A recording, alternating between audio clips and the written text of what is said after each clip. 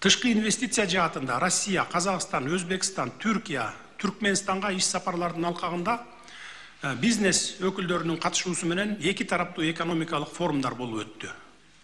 Натыйжада быйыл дүйнөдө чет өлкөлүк тике инвестициялардын агымы 35%га кыскарганга карабастан, башка өлкөлөрдө ошо кыскарып кетти да 35%ке чейин. 2021 жылдын 9 айында бизде тышкы инвестиция тескерисинче 26,4%га көбөйүп 503 миллион долларды түздү. Сом менен алганда 43 миллиард сом тышкы инвестиция келди бизге. Инвестициялык өнүктүрүү фонддору түзүлдү жана түзүлүп жатат дагы. Венгер Кыргыз өнүктүрүү фонду уставдык капиталы 16 миллион доллар менен түзүлдү, аны 50 миллион долларга чейин жеткиребиз деп макулдашылды. Өзбек Кыргыз өнүктүрүү фондунун уставдык капиталы 50 миллион доллар менен түзүлүп, буюрса муну дагы 200 миллионго чейин чыгарабыз деп сүйлөшүлдү, кол алышылды.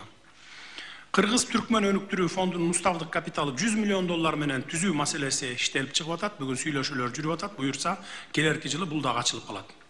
Түрк мамлекеттер уюмунун инвестициялык фондун түзүү жөнүндө маселе иштелип чыгууда, уставдык капиталы мунун 443 миллион доллар болот деп сүйлөшүп жатабыз. Кыргыз Азербайжан жана Кыргыз Түрк өнүктүрүү фонддорун түзүү боюнча маселелер дагы иштелип чыгууда. Азербайжан менен дагы ушундай маселелер жүрүп атат. Келерки жылы Кудай буйрса бул дагы түзүлүп калат. Бирок бул да чек эмес. Көмүскө экономикадагылардын бардыгы ачыкка чыгарылат.